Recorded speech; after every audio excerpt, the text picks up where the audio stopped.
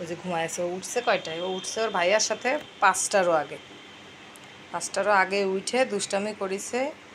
পরে চিকেন জাল দেওয়া ছিল, পরে আমি উঠে আবার চিকেন দিলাম খাইতে। খাইয়ে যে গায়ে একটু বল হয়েছে আর অমনি এখন ঘুম। আমার ময়না পাখিটা, আমার কলিজা পাখিটা রাত্রেবেলা আমার কোলের ভিতরে ঘুমাইছিল, পরে ওই যে ভোরবেলা উঠছে, এই জন্য হচ্ছে আবার ঘুম চলে আসছে। এখন এই 10টা 11টা পর্যন্ত ঘুমাবে, ঘুমাই টুমাই উঠে আবার দুষ্টামি করবে। আর আমি তো একটু পর চলে যাবো আবার বাচ্চাদের নিয়ে, ওদের এক্সাম আছে পরীক্ষা দিতে। ওরে আমার ছোনা পাখিটা কই? তো ময়না পাখিটা কই রে? একটু আদো আদো করতে পারলাম না, সকালবেলা উঠে খেয়ে দিয়ে ঘুমু ঘুমু করতেছে, ঘুমু ঘুমু। ময়না পাখিটা ঘুমু ঘুমু দিচ্ছে আমার। রেগে যাচ্ছে, থাক। ওরে আল্লাহ, ওরে আল্লাহ,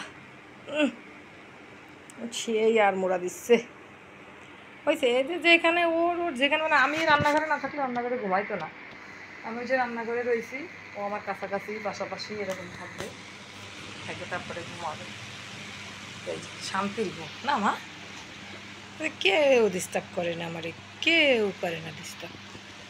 কেউ ডিস্টার্ব করে তোমারে? ওই যে লেজ মারতেছে। এই কী হলো কী হলো কী হলো কী হলো কী হলো?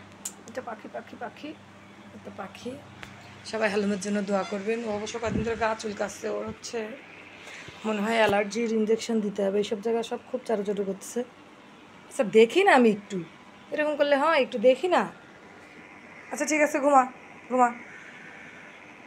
তো হচ্ছে দেখি ভেটের কাছে ফোন দিতে হবে যে কেন এরকম গা চুলকাচ্ছে, ওই জন্য। আচ্ছা তুমি ঘুমাই নাও, আমি কিন্তু একটু পরে চলে যাবো। তোমার কিন্তু একা একা থাকা লাগবে, ঠিক আছে? একটু পরে আসবে ভাইয়া, কিন্তু একটু পরে আসবে, 9টার সময় আসবে। 9টা 9:30টার দিক ভাইয়া আসবে। তুমি কিন্তু ঘরে একা থাকবা, ঠিক আছে? দুষ্টামি করবা না আর বাইরেও যাবা না।